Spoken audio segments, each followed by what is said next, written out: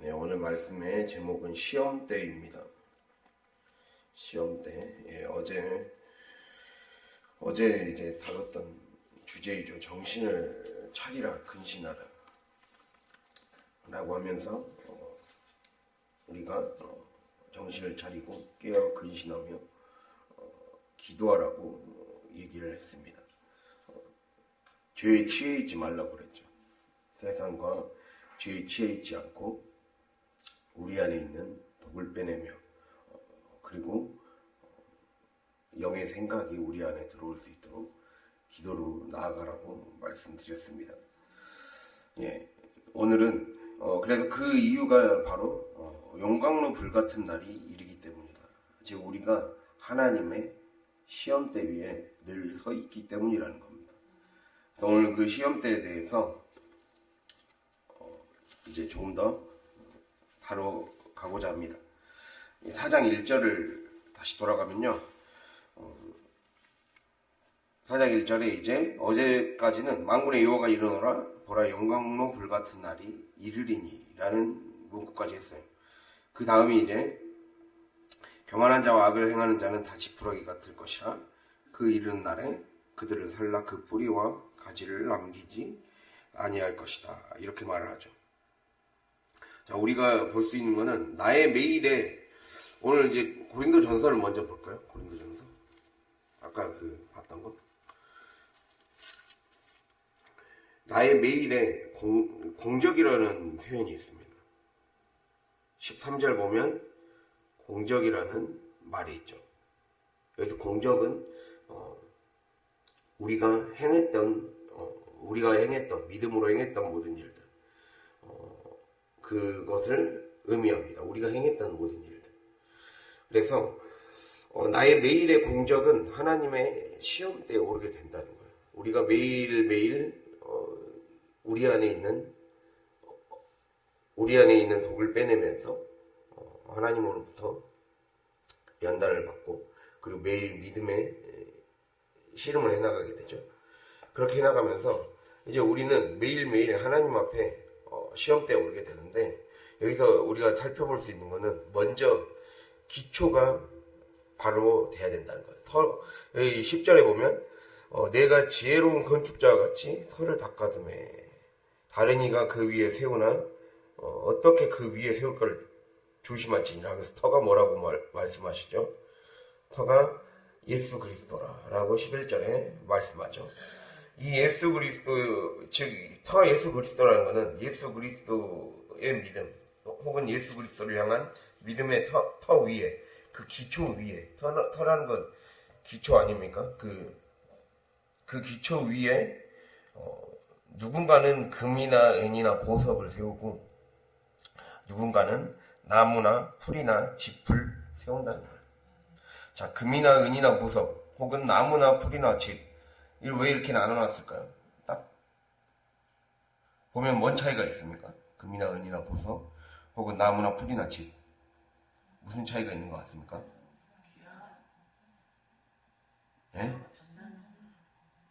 그 다음을 보면 알 수 있죠. 각 사람의 공적이 나타날 터인데 그날이 공적을 밝히리니 이는 불로 나타내고 불에 타도 끝까지 남아있는 것. 그게 핵심이에요. 기하고 말고가 아니라 불에 타서도 살아남느냐가 문제입니다.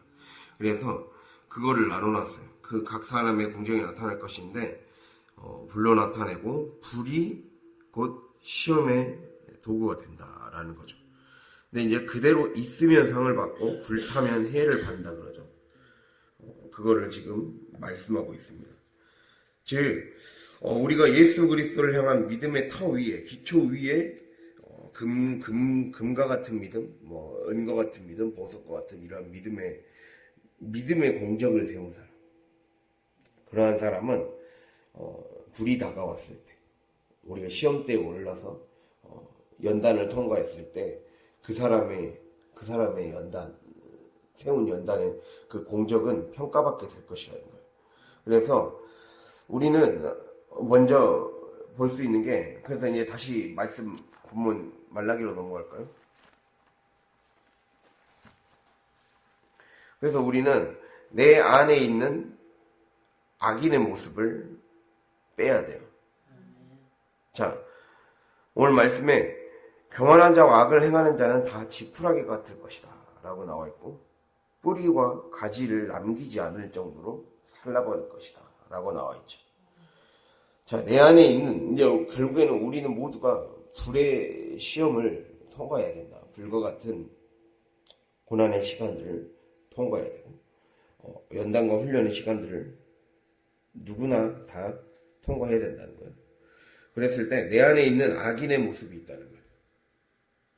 교만한 자나 교만한 모습, 내 안에 남아있는 악, 내 안에 남아있는 이 독, 이거를 죽어야 할 내 옛 자아의 모습, 그리고 세상 죄에 취해 있는 모습, 몸속에 있는 그럼으로 인해 이 몸속에 있는 이 독을 빼내지 못한 모습, 또는 불신앙이나 의심으로 불평과 한숨의 언어로 살아왔던 그것이 우리 안에 덕지덕지 습관에 배겨 있다는 거죠. 그러므로 인해 하나님이 우리를 향해 하시고자 하는 일들이 방해되고 있어요. 막혀 있다는 거죠. 축복이 막혀 있다는 거죠. 그것이 완전히 다 태워져야 된다는 거예요. 그거를 지푸라기로 묘사하고 있어요.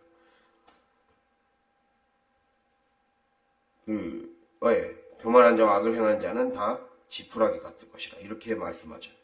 그래서 어찌 보면 우리가 태워져야 한다면 완전히 꼬실라져야 된다는 거예요. 그거를 주님이 우리에게 말씀하죠.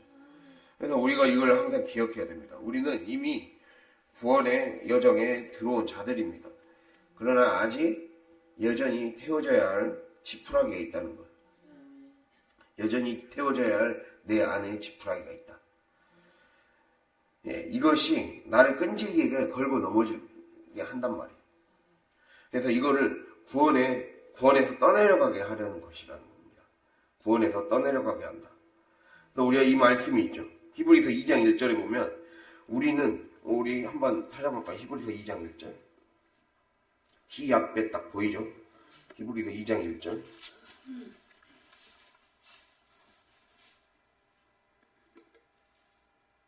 354페이지. 함께 읽을까요? 그러므로 우리는 들은 것에 더욱 유념함으로 우리가 흘러 떠내려가지 않도록 함이 마땅하니라. 아멘. 자, 말씀에서 하나님이 말씀하십니다. 우리가 흘러 떠내려가지 않도록 해야 된다.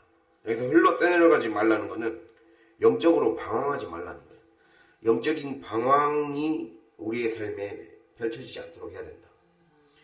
방황이라는 것은 방향이나 목표를 정하지 못하고 갈팡질팡하는 것을 방황이라고 해요. 방향이나 목표를 정하지 못하고 갈팡질팡하는 것.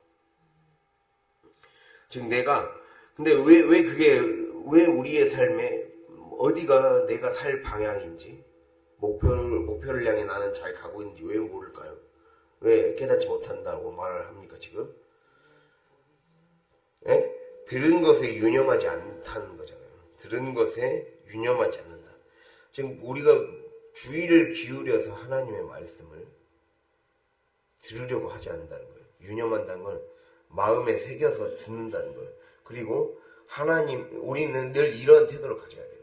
하나님이 우리에게 말씀하시면, 봅시다.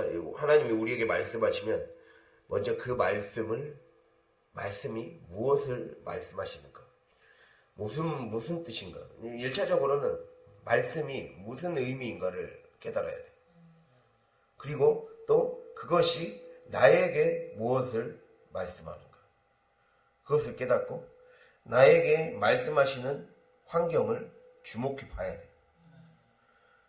왜냐하면 말씀은 선포되고 그 선포된 말씀이 나의 환경과 사건과 상황 가운데 뿌려지기 때문에 그럼 그걸 봐야 되죠. 상황을 주목해야 되죠. 사건을 주목해야 됩니다. 주목하라는 것은 주의 깊게 유념해서 보라는 거예요. 살펴보라는 거예요. 분별해내라는 거예요. 그래서 반드시 영적으로 읽혀져야 된다는 거예요. 먼저 읽어내야 된다는 거예요. 읽어내는 작업이 돼야 돼요. 우리의 상황과 사건을 읽어내는 작업이 먼저 돼야 돼요. 그래서 읽는 훈련이 우리 안에 있어야 됩니다. 묵상 훈련. 읽는 훈련, 묵상 훈련이 우리 안에 있어야 돼요. 그것이 되면 내가 가야 될 길의 방향이 이 방향으로 가야 이러한 기도를 해야 되겠구나. 이러한 마음가짐으로 살아야 되겠구나. 그래서 하나님이 목사님을 통해 이 말씀을 예언의 말씀을 하셨고 오늘 이 설교를 하셨고 그랬구나. 그것 없이 그냥 내 삶의 목표만 세우고 내가 생각하는 기도 제목만 세우면 믿음 생활이 계속 앞이 막히는 거죠. 그거를 주님이 우리에게 말씀하고 있다는 거예요. 하나님이 각자에게 세우신 하나님의 계획표와 하나님의 하나님의 뜻을 그 가정을 통해 개인을 통해 펼치고자 하시는 하나님의 뜻이 있고 그 길이 있다는 거예요. 그 방향과 목표가 있어요. 근데 그거를 아까 말씀드렸듯이 영적인 방황이란 건 방향이나 목표를 잘 정하지 못하고 목표를 알지 못하고 갈팡질팡한다 했잖아요. 그러니까 내가 내 고집이라는 내 눈에 가려져 있으면 못 보는 거예요. 그거를 그래서 우리가 그래서 먼저 하나님이 뭘 말씀하시는 걸 정확히 들어야 돼요. 이게 중요하죠. 하나님이 말씀하시는 거를 잘 못 듣는다는 게 문제입니다. 그러니까 우리가 듣는다고 듣는 게 아니에요. 들려야 돼요. 말씀이 들려야 돼요. 말씀이 의미가 깨달아질 뿐만 아니라 나에게 이걸 무엇을 말씀하셨는지 그리고 이것이 왜 내 삶에 문제가 되는지를 깨달아야 되죠. 나의 상황에 있어서 나의 이러한 태도가 말씀을 못 듣게 하는 것이었구나라는 그것을 제대로 깨달아야 되는 거예요. 그 듣기가 회복돼야 돼요. 듣기가 회복되지 않으면 우리가 흘러 떠내려갈 수 있다. 표류할 수 있다는 거예요. 흘러 떠내려가는 것의 두 번째 뜻은 표류한다는 거예요. 영적인 방황이라는 뜻도 있지만 표류가 뭡니까? 표류가 바다에서 배가 항로를 따라 목적지까지 가야 되는데 거기에서 중간에 길을 잃고 난파해버린 상황이죠. 앞으로 가지를 못하는 상황이에요. 아무것도 할 수가 없어요. 내 뜻을 계속 고집하면 앞을 갈 수가 없는 거예요. 내가 하루하루를 살아간다고 열심히 발버둥 치지만 늘 제자리 걸음을 하는 신세가 되는 거예요. 그래서 잘 듣고 잘 순종하는 게 중요해요. 잘 듣고 그것에 따라서 제대로 순종하는 게 중요하다는 거죠. 무작정 뭔가를 하는 게 중요한 게 아니라는 거를 주님이 우리의 삶에 얘기하고 있어요. 그래서 금, 은, 보석, 나무, 풀, 집 이렇게 나눠놓는 거예요. 내가 정말 하나님이 원하시는 믿음의 그 공적은 바로 금이나 은이나 보석 같은 공적이라는 거예요. 근데 우리는 내가 제대로 유념해서 듣지 않으면 그래서 내가 어느 방향에서 발을 헛디뎠고 방황하고 있으며 표류하고 있는지 언제서부터 제자리 걸음만 하고 있는지를 제대로 직시해야 돼요. 왜 내 삶은 이렇게 계속 표류하는가? 앞으로 나아가지 못했던가? 무엇이 나를 불순종하게 만드는 가장 강력한 가장 그 무서운 그 독에 감염된 모습인가? 이거를 제대로 깨닫고 그 독을 빼내기 위해 마땅히 그러니까 우리의 삶에 계속된 내가 마주하기 싫은 일상의 불시험이 있습니다. 내가 마주하기 싫은 내가 그냥 이거 안 했으면 하는 그냥 조금이라도 더 편하게 했으면 하는 그러한 영광로 불시험이 있다라는 거예요. 그거를 왜 하나님이 그거를 반드시 통과하게 하시는가? 그것이 곧 내가 그것 때문에 더 앞으로 전진하지 못하게 하는 그래서 자기가 표류하고 있는지도 모르게 만드는 요소이기 때문에 그렇습니다. 제가 방금 말씀하신 게 이해가 됩니까? 하나님이 왜 이거를 계속 시키는가? 이걸 반드시 짚고 넘어가, 이 문제를 반드시 짚고 넘어가게 할 이유가 있다라는 거예요. 하나님이 이거를 반드시 순종해라 라고, 이 순종은 반드시 통과해야 된다 라고 하는 것에는 반드시 이유가 있는 거예요. 그거는 내가 거기 안에 내 영적인 악습이 들어있어요. 영적인 악습이 들어있고, 내가 영적으로 도약해서 그것이 풀리면 가정이 풀리고, 그것이 풀리면 내 앞길이 풀리고, 그것이 풀리면 내 삶의 축복의 통로가 열리게 되는 가장 결정타가 거기에 들어있기 때문입니다. 그것이기 때문에 하나님이 계속 알아먹을 때까지 우리에게 반복해서 말씀하시는 거예요. 하나님이 선택하신 백성을 어떻게든 포기하지 않고, 하나님 계속해서 우리가 정신을 차리고 그래서 들어야 되는 거예요. 포기하지 않고 말씀하시려고 하기 때문에.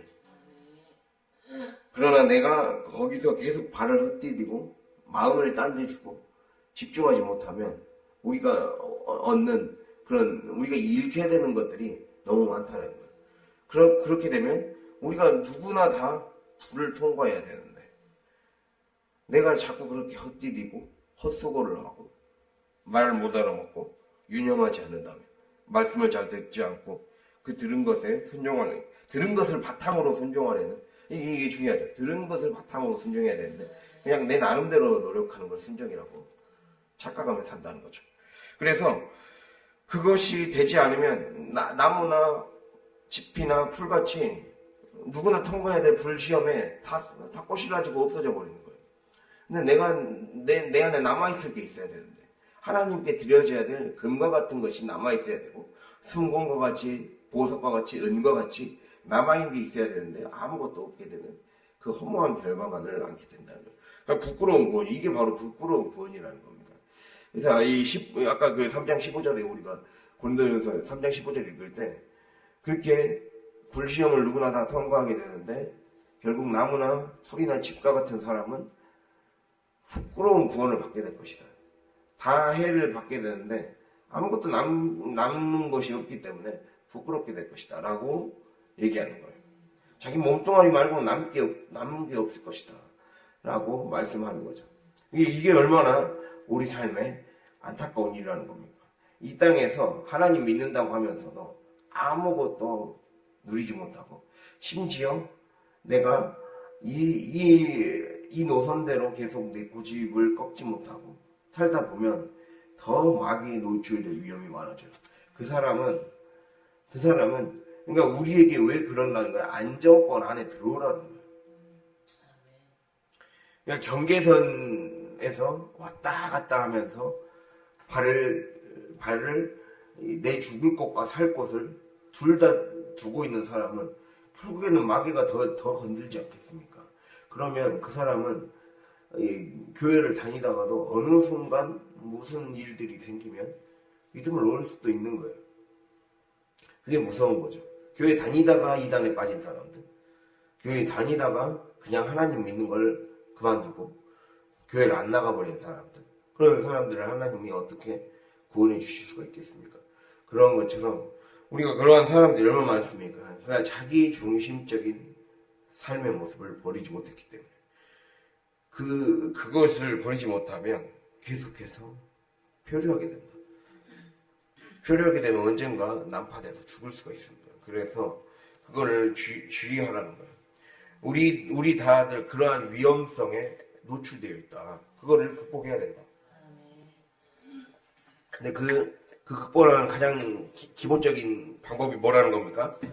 들은 것에 유념하라는 거예요. 그러니까 하나님의 말씀을 주의 깊게 듣고 무엇을 말씀하시는지, 내 삶에서 무엇을 말씀하시는지 깨닫고, 내가 이거를 이것을 바꾸기 위해 정말 피 흘리기까지 싸워야 된다는 거예요. 그거를 말씀합니다. 그래서 우리가 시험대가 의미하는 바가 무엇일까라고 생각해 볼 수가 있어요. 자, 고린도후서 찾아볼까요? 시험대가 의미하는 바가 무엇일까? 고린도후서 13장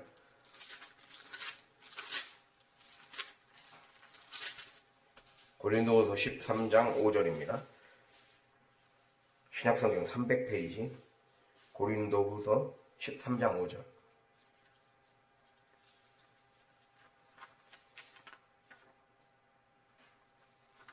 자, 함께 읽겠습니다. 13장 5절. 너희는 믿음 안에 있는가? 너희 자신을 시험하고 너희 자신을 확증하라. 예수 그리스도께서 너희 안에 계신 줄 너희가 스스로 알지 못하느냐? 그렇지 않으면 너희는 버림받은 자니라. 아멘.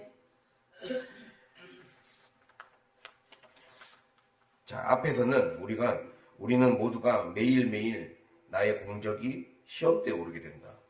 그렇기 때문에 내 안에 금과 같은 은과 같은 보석과 같은 믿음만 남기 위해 우리가 말씀을 잘 유념해서 들어야 된다. 그래야 표류하지 않고 방황하지 않고 목표지에 따라 방향에 따라 목적에 따라 갈 수 있다. 그렇다면 시험대의 진정한 의미, 시험대의 불이 의미하는 것은 무엇인가? 용광로의 불, 그 불이 의미하는 것은 무엇일까? 라고 했을 때 세 가지로 나눠볼 수가 있습니다. 오늘 두 번째 주제입니다. 시험대의 불, 용광로의 불이 의미하는 것은 무엇인가? 첫 번째가 필요성이었어요. 용광로 불의 필요성. 그리고 두 번째 불이 의미하는 것. 첫 번째, 믿음을 검증하고 확증하는 자리라는 거예요.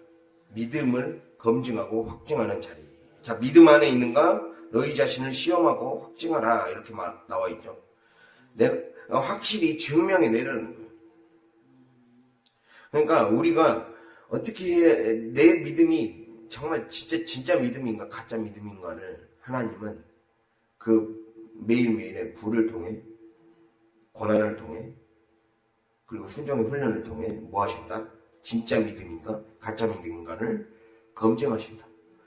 검증의 시간이라는 거예요. 우린 검증받는 시간입니다. 그 정화를, 그러니까 우리가 나를 검증하는 시간이에요. 내가 진짜 믿음인지 가짜 믿음인지. 그래서 그 검증을 통해 정화가 되는 거죠. 그 정화를 통해 뭐가 됩니까? 승금이 됩니다. 그러한 과정이라는 거예요. 그래서 내가 진짜 믿음이 돼야 된다는 거죠. 나는 진짜 믿음인가? 이거는 오로지 뭘로만 가능하다는 겁니까? 시험대의 불, 용광로의 불로만 가능하다. 하나님이 그래서 우리에게, 그래서 그리스도인은 고난에 대한 다른 시각을 갖고 있어야 됩니다. 아, 고난은 나에게 불이구나 라는 의미를 갖고 있어야 된다는 거예요. 그거를 기억할 수 있기를 바랍니다. 그래서 그 고난을 통해 두 번째 이제 첫 번째 뭐라고요? 믿음을 검증하고 확증하는 자리. 이게 바로 시험대가 의미하는, 시험대의 불이 의미하는 불의 의미고, 두 번째는 진리 탐구를 실험하는 자리. 진리 탐구를 실험하는 자리입니다. 지금 이 무슨 말이냐? 우리가 시험대라는 말은 뭔가를 실험하는 곳이라는 의미입니다.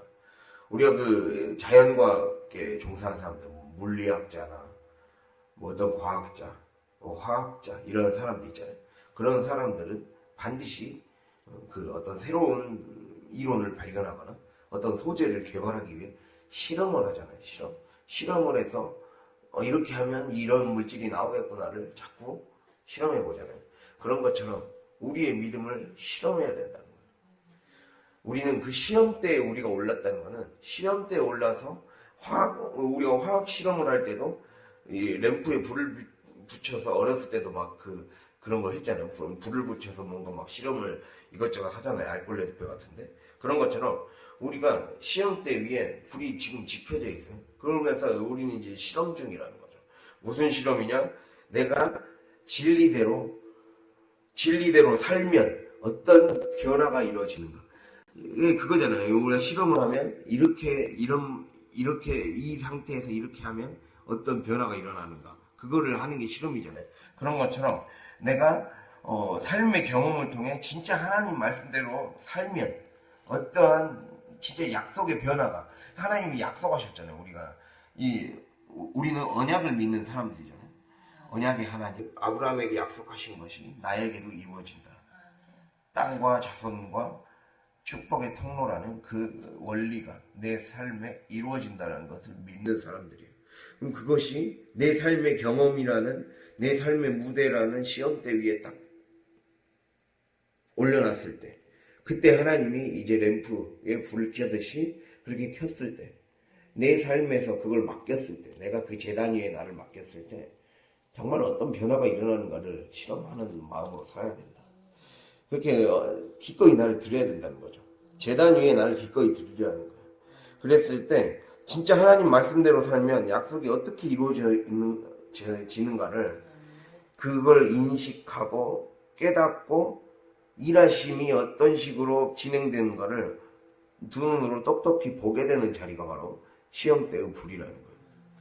그러니까 내가 반드시 약속을 경험하고 싶다면, 하나님이 약속하시는 것으로 인해 내가 변하고 내 주변이 변하고 가정이 변하는 것을 보고 싶다면, 교회가 변하는 것을 보고 싶다면 뭐라는 거예요? 우리의 교회가 부흥하고 싶다면 내가 헌신의 시험대 위에 올라야 되고, 가정이 변하는 걸 보고 싶다면 내가 헌신의 시험대 위에 올라야 되고, 내가 바뀌고 싶다면 내가 나를 순종의 시험대 위에 올라야 된다는 거예요.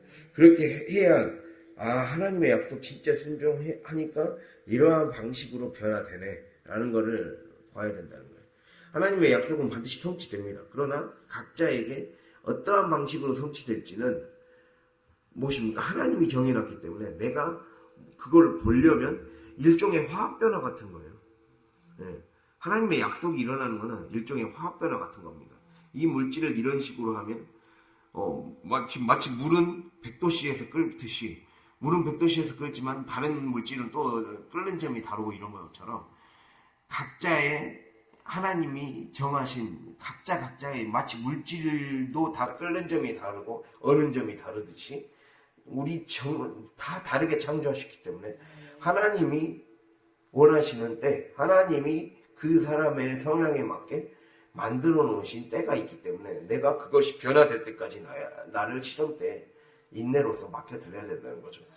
근데 반드시 뭡니까? 맡겨드려야 돼요. 나를 대 위에 올려놓고 그 시험을 받아들여야 된다는 거예요. 그렇게 할 때 이제 하나님이 어떤 식으로 나를 변화시킬 거를 기대하면서 인내하면서 기다리라는 거죠. 그래서 믿음의 어떻게 보면 실험실입니다. 나는 믿음의 실험실 위에 올라온 사람들이에요. 실험대에 선 사람들이고, 그래서 그것이 각자에게 다르게 다른 영역에서 다른 환경에서 하나님의 방법대로 그 약속은 성취된다는 거예요. 원리는 똑같지만 그 성취가 되는 방식은 다, 방식이나 시기나 그런 것들은 다 다른 거죠. 그렇기 때문에 우리가 그거를 인내로서 기다릴 줄 알아야 됩니다. 그 과정을 통해 우리 안에 내가 진짜 믿음이 검증되고 또 이대로 살았을 때 어떤 변화가 일어날지, 하나님이 어떻게 변화시키실지를 두 눈으로 목도하고 보게 되는 자리. 그래서 뭐라고요? 진리 탐구의 실험이 이루어지는 자리라는 거죠. 세 번째는 나의 값어치와 기량이 시험 받는 자리. 나의 값어치와 기량이 시험 받는 자리, 이겁니다. 뭐라고요? 나의 값어치와 기량이 시험 받는 자리라는 거죠. 자, 값어치는 알고 있고, 그러니까 값어치는 우리의 쓸모나 중요성을 값어치라고 그러죠. 값어치 혹은 가치라고 그러죠. 기량이라는 건 재능과 도량을 의미합니다.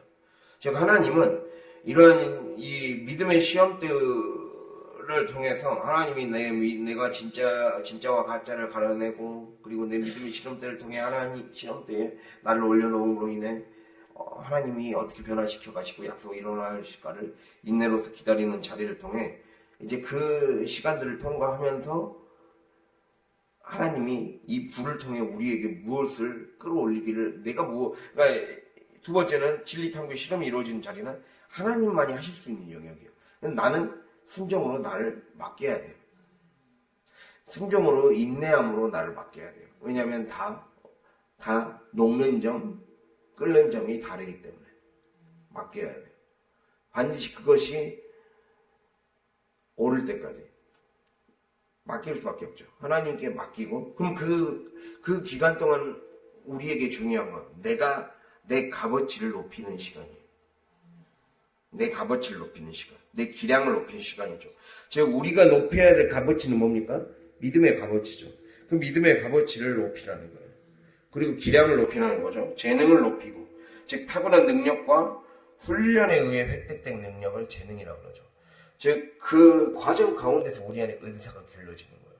내가 이 시험대의 불을 통과하는 과정을 통해 내 안에 은사가 확장되고, 하나님 주시는 성령의 능력으로 사는 법, 성령의 능력으로 사는 법, 은사로 사는 법, 기도의 능력으로 사는 법, 말씀으로 사는 법을 익히는 거예요. 그리고 재능과 이제 기량이란 건 도량이라는 거예요. 도량. 즉 기량이란 건 그릇기 양, 그릇의 양이거든요. 내가 품는 그릇이 넓어지는 거예요. 즉 나의 은사나 인격이 얼마나 많은 영혼을 담을 만한 크고 넓은 그릇인가를 시험하고 더 키우는 시간이다. 나는 내 믿음이 더 커지게 하기 위한 하나님의 방법이다. 우리가 연상해보면 다 알 수 있어요. 용광로의 불을 하면서 그냥 하려고 하는 겁니까? 뭔가 만들려고 하기 위해. 그래서 단단하게 먼저는 단단하게 만드는 거죠. 그러니까 하나님의 믿음의 실험이 이루어지는 과정을 통해 단단해진다는 것은 진짜가 되는 과정이고, 진짜가 되는 과정을 겪으려면 인내로서 하나님 그것이 완전히 높고 그것이 완전히 이제 그 단단한 것이 될 때까지 기다려야 되죠. 그 과정, 근데 그 단단하기만 하는 게 중요한 게 아니라 이 복을 주고 받을 크고 넓고 단단한 그릇이 되어야 되죠. 그렇기 때문에 기량과, 즉 값어치와 기량, 값어치 있는 도구가 돼야 되고, 내가 믿음의 도구가 돼야 되고, 그리고 기량이 있는, 능력이 있고 품을 수 있는, 나도 능력이 있고 품을 수 있는 그런 자가 되는 거죠.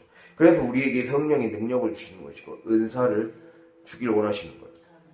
그거를 우리가 기억해야 된다는 겁니다. 이것을 우리가 마음판에 새기고, 정말 말씀이 내 안에서 이루어진, 나는 시험대 위에 항상 서 있다, 이 마음을 가지고 우리가 살아갈 수 있기를 바랍니다.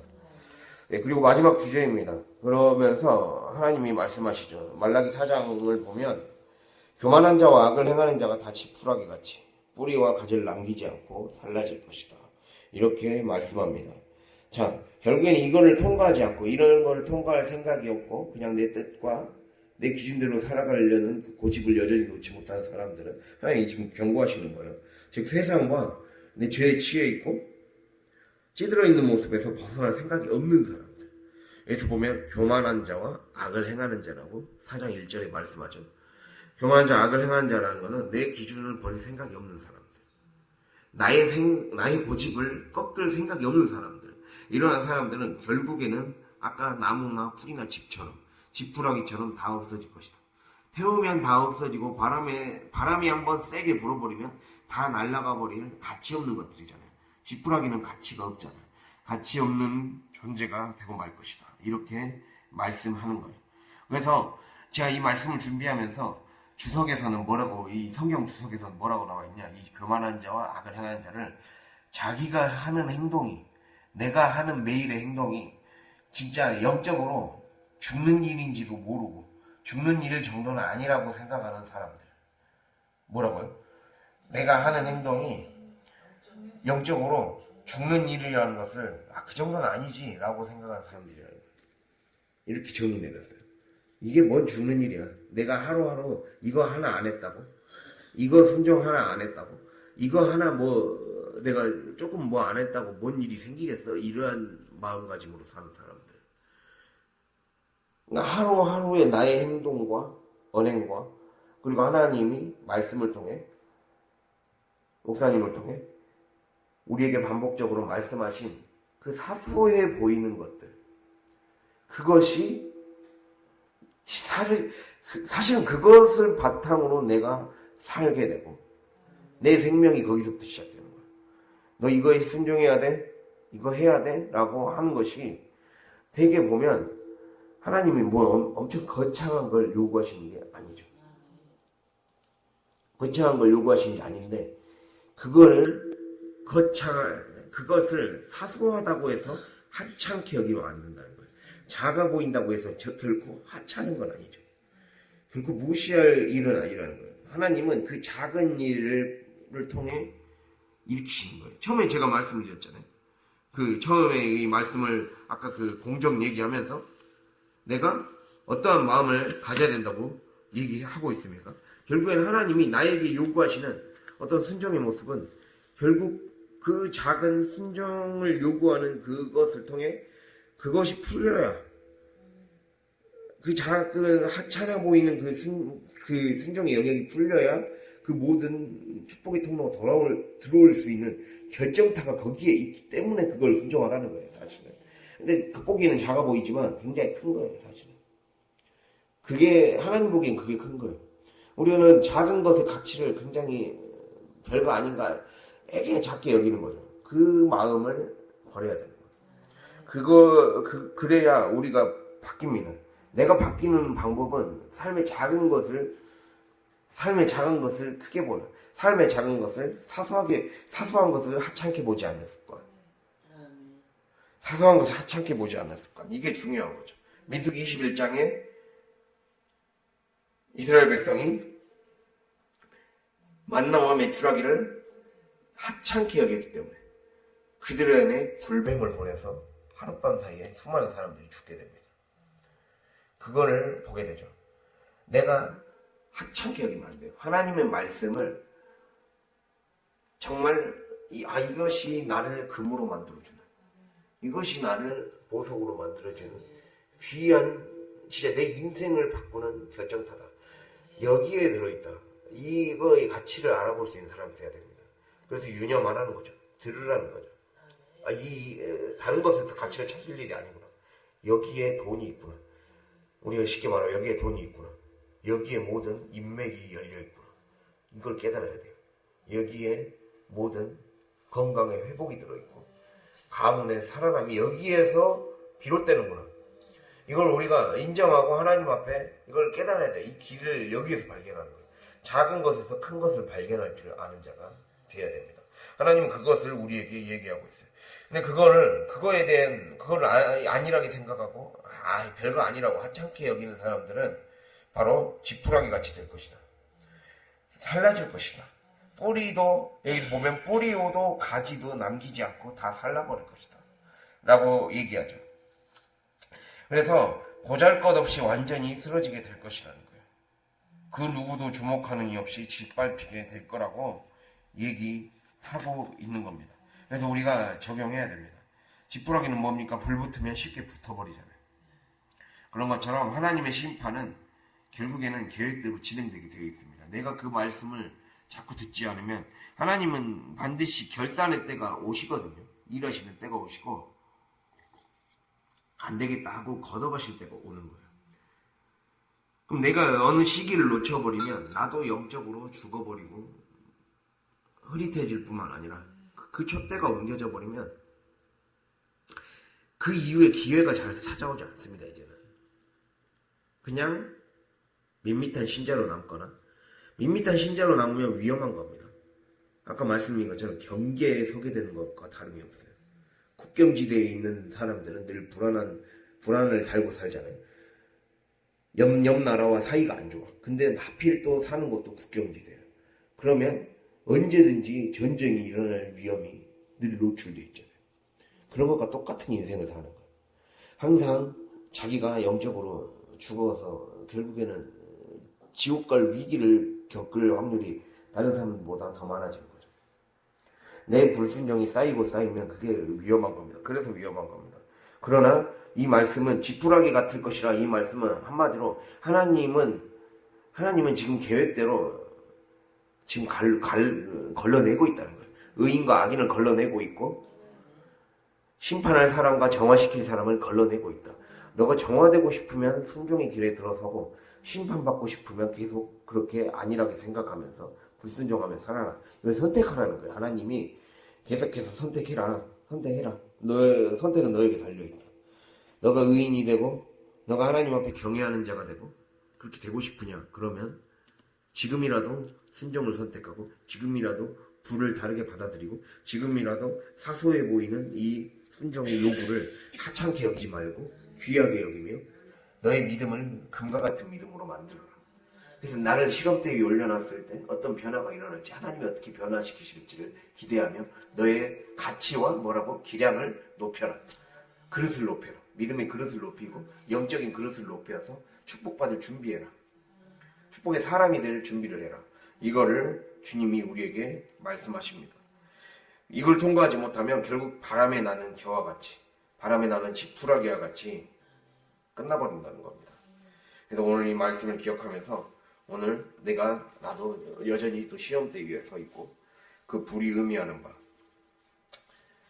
이거과 그리고 그거를 통과하지 못하고 그거를 하찮게 여기는 자들은 어떻게 되는가, 이걸 기억하면서 하나님은 우리에게 선택을 요구하십니다. 우리가 생명의 길을 선택해서 경계 위에서 이제는 왔다 갔다 하지 말고 하나님의 안전한 지대 위에 딱 올라옵시다. 그래서 하나님 앞에 나를 맡기고 하나님이 나를 어떻게 약속을 이루어 가시는지 그 기간 동안 나의 가치를 높이고 믿음의 값어치를 높이고 가치를 높이고 그리고 믿음의 그릇을 키우는 영적인 그릇과 축복의 그릇을 키우는 저의 이름이 될 수 있기를 간절히 바랍니다. 네, 기도하겠습니다.